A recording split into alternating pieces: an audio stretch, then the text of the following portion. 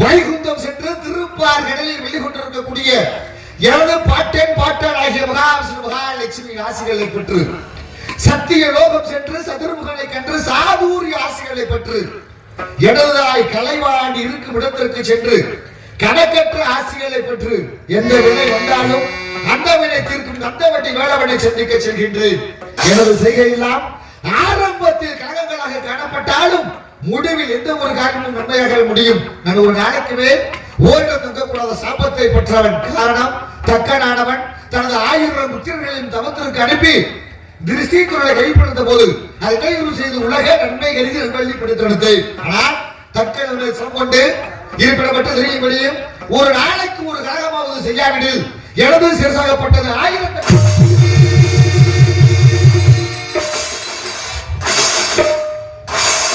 சாபத்தின் பொருட்டு ஒரு நாளைக்கு ஒரு கழகமாவது செய்து எனது சிரசை காப்பாற்றிக் கொள்கிறேன். மேலும் இன்று எழுந்த நேரம் நேம நிஷ்டைகளை முடித்துக் கொண்டு திருலோகங்களும் சென்று மூர்த்திகளையும் தரிசித்து விட்டு வந்து கொண்டிருக்கும் பொழுது வந்திருக்கக்கூடிய இடத்திலே உயர்வான இடம், பொறுமையான இடம், அற்புதமான இடம். இந்த உயர்வான இடத்திலே பொறுமையான இடத்திலே யாரை வணங்க வேண்டும்? விநாயக பெருமானை வணங்க வேண்டும். எப்படி வணங்க வேண்டும்? அண்ணன் போம், வல்மீனை போம், அன்னை வைசி பிறந்த தொல்லை போம், போகாது உயரம் போம், நல்ல குணபதியை கோபுரத்தில் கணபதியை கைதொழாண்டால் என்ற காரணத்தினாலே கணபதியை வணங்கினாலும் கூட அகரங்கள் அறிவாகி உலகமெங்கும் அமர்ந்து அகர உகர மகரங்கள் தம்மால் பகர்வர் முதல்வாகி வேறுவாகி பல்வேறு திருமேனி தரித்துக் கொண்டு புகரில் பொருள் ஆங்கினையை முடர்த்தலாய் போற்று நகருக்கு அரக்கரனை விழுந்த ஆளுக்கு நிகழ்ச்சி வழக்கரனை விழுந்த ஆண்டு கொள்ளும் திருமலனை கணபதி நினைத்து வாழும் என்று கூறி நீங்க எங்கேயும் போக வேண்டாம். நீங்க அடிக்கடி வரக்கூடிய குளத்தங்கரையிலும் அரச மரத்தடியிலும் நான் வீற்றிருக்கிறேன். வாருங்கள், உங்களுக்கு அருளை அள்ளி அள்ளி வணங்குகிறேன் என்று அமர்ந்திருக்கிறாரே விநாயக பெருமான். அவரை வணங்க வேண்டும். எவ்வாறு வணங்க வேண்டும் என்று பார்க்கும் பொழுது கணநாதன் புகழ் பாடும் கீதம், புகழ் பாடும் கீதம், அந்த கணபதி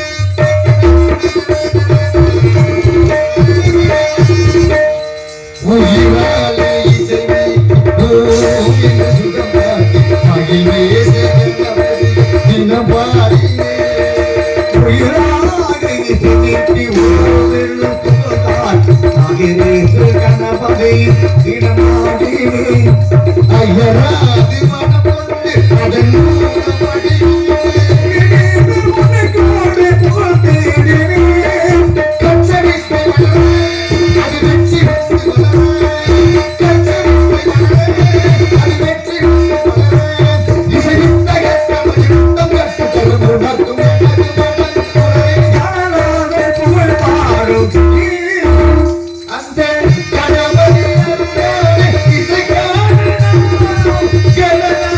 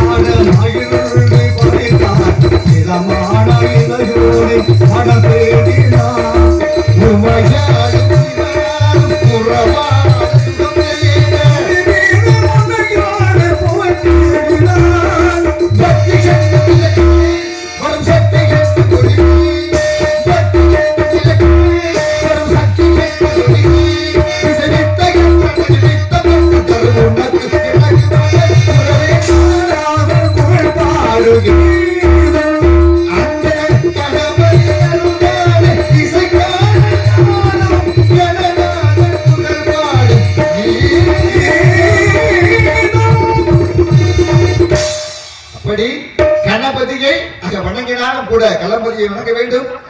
கழகம் கிடைக்க வேண்டும். கழகத்தின் மூலமாக இந்நாட்டு மக்களுக்கு நன்மை பயக்க வேண்டும் என்ற அடிப்படையில் பரந்த சமன் முதலாம் பரமச இகழ் நீங்க சைவ நேரு திடீர் வெளிவிலக அறந்தகட புகழியார் கோன் அழுது செய்துரு உழைப்பால் துறந்தளித்த சிவகாமி சுந்தரி புகழலால் அன்னை பராசக்தி நினைத்தாலும் கூட அன்னையினால் உலகில் கண்டென்ற தெய்வம் நபிகளால் சொல்வதைப் போல ஒரு தாயின் பரவத்தில் தான் சொர்க்கத்தை நான் காண்கின்றேன் என்று சொன்னார். மக்களுடைய தாயின் சிறந்ததொரு கோவிலும் இல்லை, தந்தை சூழல் மிக்க மந்திரம் இல்லை அப்படின்ற காரணத்திற்காக ராமன் ஆண்ட நாடு புண்ணிய பூமியா ராமநாதபுரத்திலே பருவகவர்த்தினி அம்மனாக, திருப்புவனம் வடப்புறத்திலே பத்ரகாளி அம்மனாக, மதுரையிலே மீனாட்சி அம்மனாக, திண்டுக்கல்லிலே கோட்டை மாறி அம்மனாக, மேல் மருவத்தூரிலே ஆதிபரா சக்தியாக ஊருக்கு ஒரு அவதாரமாக வீற்றிருக்கிறார். மீனாட்சி வேறுபட்ட மீனாட்சி எப்படி மீனுக்கு இமை இல்லையோ, மீனுக்கு இமை இல்லாமல் எந்த நேரமும் குளத்துக்குள்ள நீந்திக் கொண்டே இருக்கிறதோ அப்படி என்ன செய்து கொண்டிருக்கிறார். தூங்கா நகரமாக மதுரை என்பதியை காத்துக் கொண்டிருக்கிறார். அப்பேற்பட்ட பெண் தெய்வங்களுக்கு இப்படிதான் உயிர் கொடுக்க வேண்டும், திருவிழா எடுக்க வேண்டும் என்ற அடிப்படையிலே எடுத்துக் கொண்டிருக்கிறார்கள். வந்திருக்கக்கூடிய இடத்திலே சிற்றன் திருகாலை வந்து சேவித்தும் பொற்றா மரியணி பெற்றும் பெருகனாய் பெற்ற வைத்தென்றும் குளத்தில் பிறந்த குற்றவாளிகளை கொள்ளாமல் போகாது.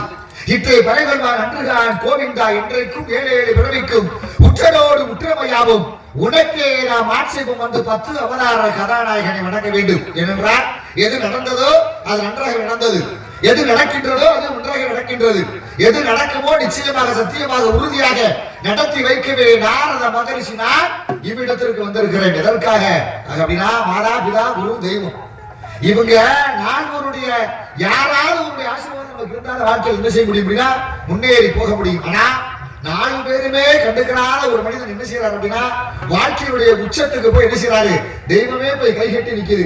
ஏன்னா நீ செய்த தான தர்மங்களை எல்லாம் எனக்கு தானமாக கொடு அப்படின்னு ஒன்றுபட்டால் உண்டு வாழ்வு. இவ்வாழ்க்கையில எதுவுமே நிரந்தரம் இல்லை.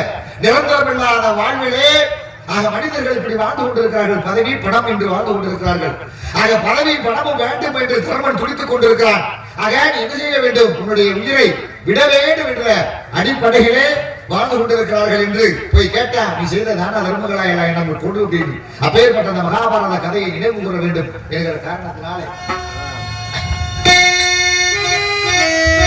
பன்னீர் மலர் சொரியும் மேகங்களே எங்கள் பரந்தாமனை எனக்கு பாடுங்களே,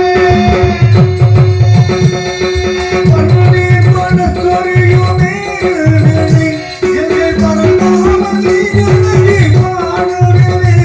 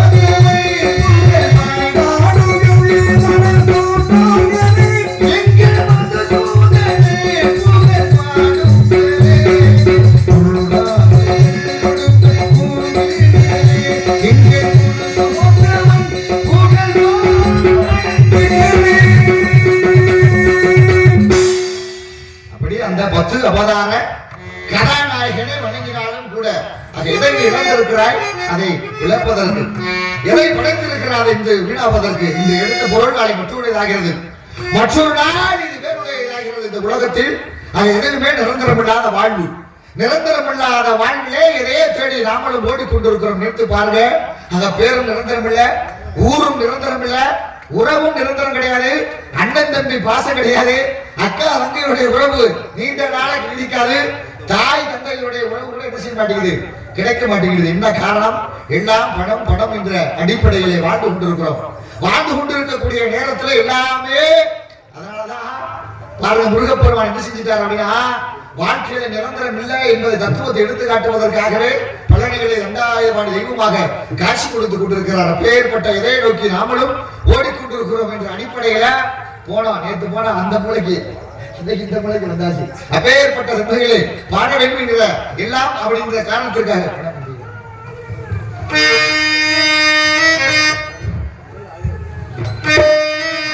பணம் வந்திகளே குணமுப்பையிலே இதை பார்த்து அறிந்து நடக்காதவன் மனிதனில்லே, பிழைக்கும் மனிதனில்லே.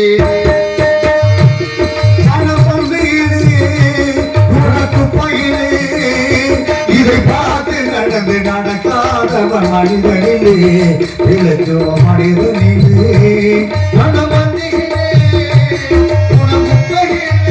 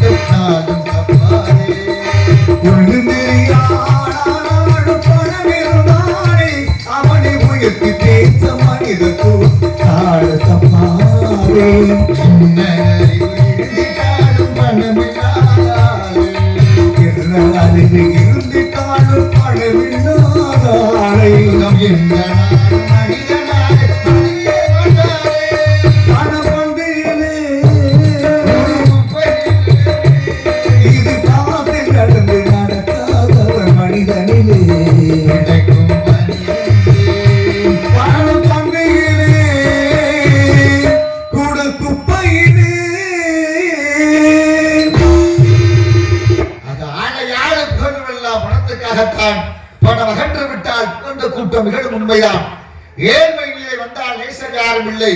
இதை எண்ணி பார்த்து நடக்காதவன் அடைவான் தொல்லை. பேர்பட்ட நன்மைகளே வந்திருக்கக்கூடிய இடத்திலே எல்லா நாளும் இதையே தேடி ஓடிக்கொண்டிருக்கக்கூடிய இந்த வேளைகளே அற்புதமான ஒன்றுபட்டால் உண்டு வாழ்வு என்று மகாபாரத கதைகளே தன்னுடைய தாய் என்ன செய்யறாங்கன்னா காட்டுக்குள்ள போய் உங்களுக்கு என்ன செஞ்சாங்க இருந்தாலும் கூட வானத்தை பார்த்து தாய் ஏதோ நம்ம கிட்ட ஏதோ சொல்ல வருகிறாள் என்று நட்சத்திரங்களையும் நிலைவுகளையும் பார்த்து தாய் இப்படித்தான் நம்மளை நடக்க சொல்லுகிறாள் என்று ஒற்றுமையாக வாழ்ந்தார்கள். அப்பேற்பட்ட தன்மைகளே வாழ்முகு வாழாது வைக வளைவளம் சுரக்க மன்னன் கோன் முறை அரசு செய்க குறைவில்லாத உயிர்கள் வாழ்க நான்வரை அரங்குகள் ஓங்குக நற்றவே மேன்மை கொள்க சைவ நீதி உலகமெல்லாம் வாழ்க வாழ்க என்று கூறி இந்த அண்ணன் தம்பிங்கிற பாசம் என்னாலெல்லாம் இருக்க வேண்டும் ஒரு கூட்டு கிளி போல என்கிற காரணத்தினாலே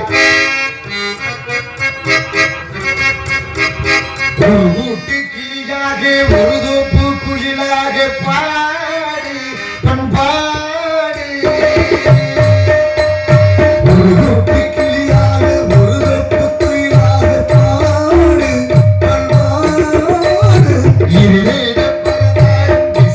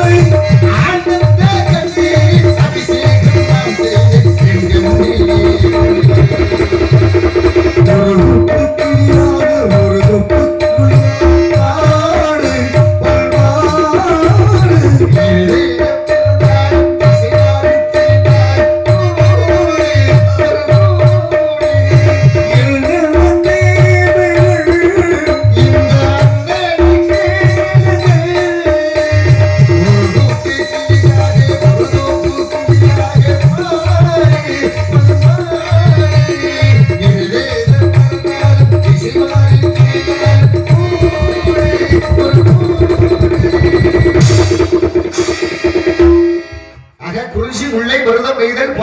சொல்லக்கூடிய ஐவகை நிலத்திலே குறிச்சி நிலத்திலே என்ன சத்தம் அமைதியாத்தானே இருக்கு. என்ன உங்களுக்கு மட்டும் ஆலோலம் சோ ஆலோலம் சோ என்று வெண்ணின் குரலமா சோ போட்டு இருக்கிறான். வருத்தம் பாருங்க, சின்ன வருத்தம். எல்லாரும் அவங்க அண்ணனும் வந்து என்ன சொல்லிட்டு போறாரு, சரவணனாவே கோவமா, இவங்களுக்கு சரவணனா கோவமா. யூடியூப் சேனல்ல பாத்தீங்க அப்பா சும்மா உட்கார்ந்து இருக்கலாமா? இல்ல சரவணன் சொன்னா எரிச்சலா இருக்கா? இல்ல இல்ல கேட்டுட்டேன் கேள்வி அப்பா கேட்கணுங்க.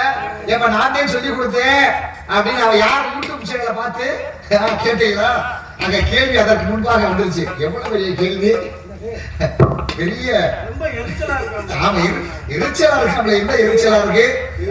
இது வந்து அக்கினி நட்சத்திரம். அப்படிதான் தஞ்சாவூர் ஏரியா போய் நீங்களே போறீங்க. எல்லா ஏரியாவும் நாங்களே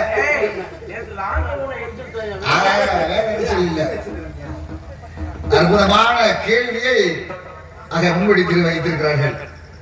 12 முடிவுகள் சேர்ந்து 12 வருஷம் நவபாசனத்தில் 2 சிலைகள் செய்தார்கள். அதை 12 வருஷம் புதைத்தார்கள். மீண்டும் அதை எடுத்தார்கள். எடுத்து கழுவும் போது அந்த தண்ணீரை சாப்பிட்டு பார்க்கும்போது கசப்பு தன்மை ஆகிவிட்டது. மகாவிஷ்ணு பார்த்துவிட்டு பசுமலையில் தென்கிழக்கு மூலையில் ஒரு மூலிகை இருக்கிறது, அதை கொண்டு வந்து தேய்த்து கழுவியதால் இளநீர் ஆகிவிட்டது என கேட்டார். உடனே இந்த 11 முனிவர்களும் ஓடிவிட்டார்கள். ஒரே ஒரு முனிவர் வந்து அதை கொண்டு வந்து தடவி கழுவிய முனிவர் யாரு அப்படின்ற ஒரு கேள்வி, அற்புதமான ஒரு கேள்வி. யார் கேட்டது? கேட்டவர்கள் இல்லையே, அப்ப பதில் சொல்ல முடியாது. கேட்டவங்க பக்கத்துல வந்து பதில் சொல்ல முடியும். யாரு? அப்புறம் அங்கே இருக்குன்னு சொன்னீங்க நீங்க. யாரு கேட்டிருக்கிறது?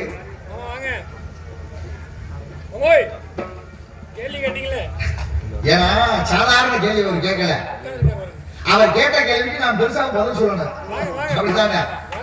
ஆக நவபாஷணத்தால் செய்த சிலை எல்லாருக்கும் தெரியும். யாருப்பா?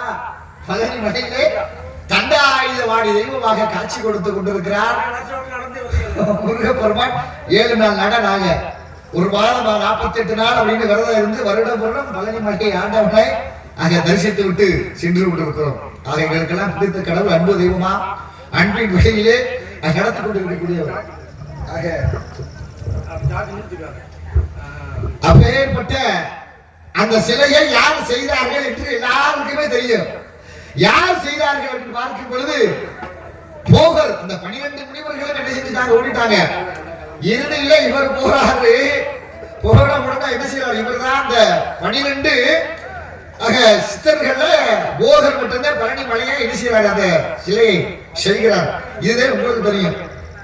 ராமநாதபுரம் மாவட்டமா தேவிப்பட்டணம் என்கிற ஊரு, அப்படிதானே?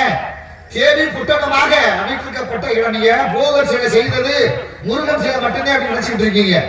கிடையவே கிடையாது. அந்த முருகன் சிலையும் செய்து நவபாஷணத்தால் ஆனது எது அப்படின்னா, கடலுக்குள்ள இவ்வளவு சிலை இருக்கிறது அப்படின்னா எங்களுடைய மாவட்டம் தேவிப்பட்டணத்தில் உள்ள சிலையும் செய்தவர் யார் அப்படின்னா அவர் அந்த போகராக. எத்தனை மூலிகை நவபாஷணம் அப்படின்னா 9 வகையான மூலிகையால் வைத்தது. சாதி லிங்கம், மனோசீலம், காந்தம், காரம், பூரம், வெள்ளை, கௌரி, தொட்டி என்று சொல்லக்கூடிய 9 வகையான நவபாஷணத்தால் ஆனது. கசப்பு தன்மையா இருந்துச்சு. முனிவர் கொண்டுட்டு போய் என்ன செஞ்சார் அப்படின்னா, போய் அதுதான் தப்பு. அன்னைக்கு கசப்பு தன்மையா இருந்துச்சு அப்படின்னா எவனும் எடுத்திருக்க மாட்டான், நாக்கில் வைக்கிருக்க மாட்டான். அதை என்னைக்கு இனிப்பு தன்மையா ஆக்குனாங்களோ அன்னைக்கு என்ன செஞ்சாங்க? சுரண்டி சிலை எடுத்துட்டாங்க. ஆமா, நோய்களை தீர்க்கக்கூடியது. எந்த நோயுமே வராதான். அதை கொஞ்சோடு எடுத்து நாம நாவல் வைத்துக் கொண்டோம்னா அற்புதமான ஒரு கேள்வியை கேட்டீங்க. கேள்வியை கேட்டமைக்கு அங்க மாபெரும் நன்றியை தெரிவித்துக் கொண்டு வந்திருக்கக்கூடிய இடத்துல அது உயர்வான இடம், பெருமையான இடம். யாருக்காக ஆளோளம் என்று பாடிக்கொண்டிருக்கிறார். சுதந்திர வழி சுதந்திரமாக வேலுமலை திமுரு. அவங்க அண்ணன் என்ன சொன்னார் அப்படின்னா, சரவணை வந்தாவே திமுரு, இவங்க சரவணை வந்தாவே திமுரு. சரி, எல்லாரும் சரவணன் தெரியல, உட்கார்ந்து இருக்கக்கூடிய நீங்க சண்டை ஓடுவாங்க. ஆக நடக்கும் இன்று நேற்று நடந்ததை விட சரி எழுதி போட்டுட்டா வரக்கூடாது கூப்பிட்டா எப்ப நான் வரலப்பா நீங்க வேற யாரையும் கூட்டிட்டு போங்க அப்படின்னு சொல்ல முடியல.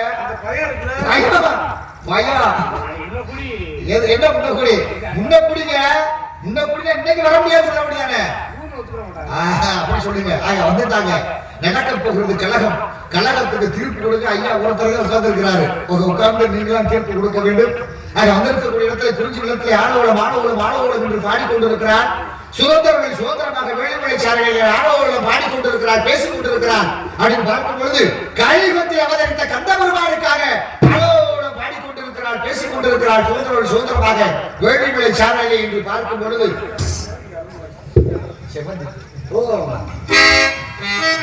சிவந்தி மாலைகிட்டு தேடி வந்தா ஜோடிச்சிட்டு சிவந்தி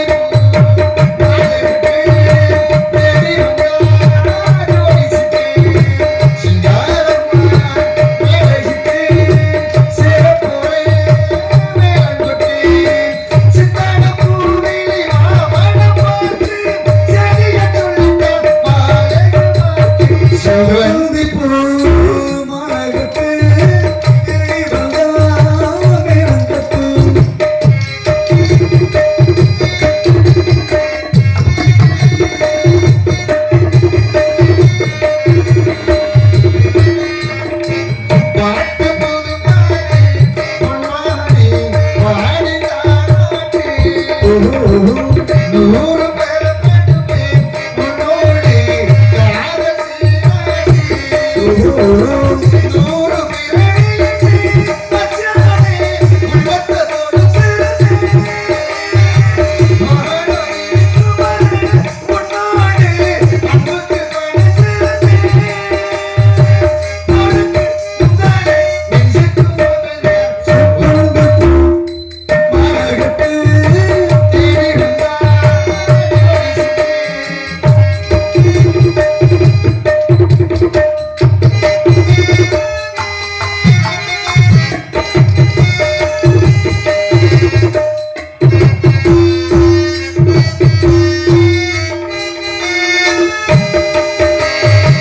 மாமேதோட பரணி இமயம் பூவாளத்தேனி. மஞ்சள் பூவேலி உன்னாலே அருந்திலோடி. ஏல பூவிலே உமாவே இருக்கும் உனசிறுதே. மகனோ இருக்குவரை உன்னோடு அன்புக்கு கனசிறுதே.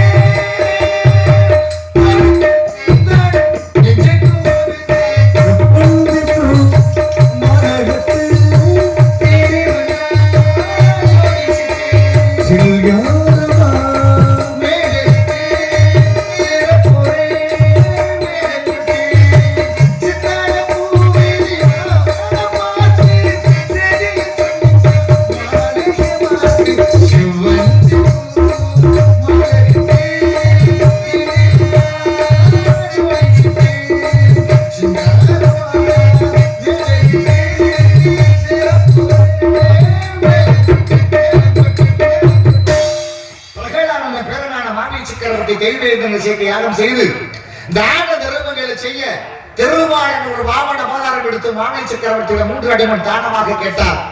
மாவிலி தருகிறேன் என்று சொன்னதும் திருமால் விஸ்வரூபம் எடுத்து வானத்தை ஒரு அடியாகவும் பூமியை ஒரு அடியாகவும் 3வது அடி மாவின் மீது கால் வைத்து 3 அடியாக அளந்தார். அப்பொழுது உண்டாகியது ஆனந்த கண்ணீர். அதில் இருந்து பிறந்தவர்கள் அமுதவள்ளி சுந்தரவள்ளி என்ற 2 மாதர்கள். அமுதவள்ளியாகப்பட்டவள் தெய்வேந்திரனுக்கு மகனாக பிறந்து தெய்வ ஆணை என்று ராமத்தோடு முருகப்பெருமான் திருப்பரங்குன்றத்தை மணமுடித்து தம்பதி சமேதரனாக காட்சி தந்தார். சுந்தரவள்ளியை மணக்கும் பொருட்டு உலக மக்களின் அசுரர்கள் அழிக்கும் பொருட்டு சிறிது தாமதமாகிவிட்டது. இதை இப்பொழுதே கழகத்தை ஆரம்பித்து சுந்தரவள்ளிகள் முருகப்பெருமானுக்கு திருமணம் முடித்து வைக்க வேண்டும் என்கிற காரணத்தினாலே